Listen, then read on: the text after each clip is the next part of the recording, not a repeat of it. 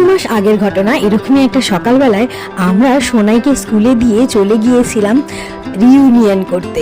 Actually এই যে সমস্ত মানুষগুলোকে দেখছো, এদের সঙ্গে আমাদের পরিচয় এই স্কুলেই সূত্রেই।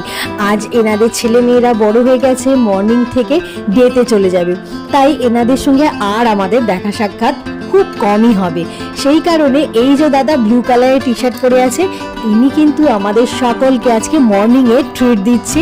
সূত্রে সবাই খুব ব্যস্ত থাকায় সবাই সবার সঙ্গে কন্টাক্টে থাকা যায় না, তাই এইরকম সময় বা মুহূর্ত পেলে আমরা সকলেই কিন্তু আঁকড়ে থাকি আর সবাই মিলে হো হো করে আনন্দ করতে ভীষণ ভালোবাসি। তাই আজকের দিনটা সত্যি ভীষণ সুন্দর ছিল। সকালবেলায় আমরা সকলে মিলে হো হো করে আনন্দ করে খাওয়া দাওয়া করলাম।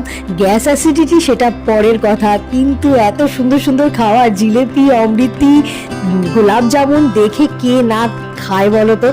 অবসরপ্রাপ্ত মন যখন এদিক ওদিক ছোটাছুটি করবে, তখন এই ভিডিওগুলো আমাদের স্মৃতির ক্যানভাসে দারুণ আলোড়ন ফেলবে, আর এগুলো দিয়েই আমাদের সারা জীবন চলে যাবে খোরাক হিসেবে। যাই হোক, অনেক বেশি বেশি কথা বলে ফেললাম। খাওয়া দাওয়া শেষ করে এবার যাব সোনাইরে স্কুলে, কারণ ওদেরও এবার ছুটির ঘন্টা প্রায় পড়ে এসেছে। এই দেখো, আমি আমার কর্তামশাই দুজনে মিলে ফটো তুলবো বলে লুচিটাকে ভালো করে তোমাদের সামনে তুলে ধরছি।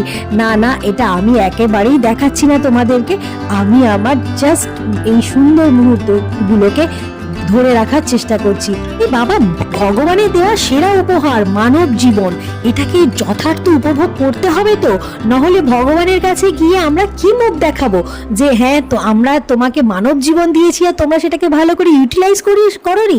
যাই হোক, আমরা কিন্তু চুটিয়ে মজা করি, আনন্দ করি, যতটা পারি আমরা উপভোগ করতে চেষ্টা করি আমাদের এই মানব জীবনটা।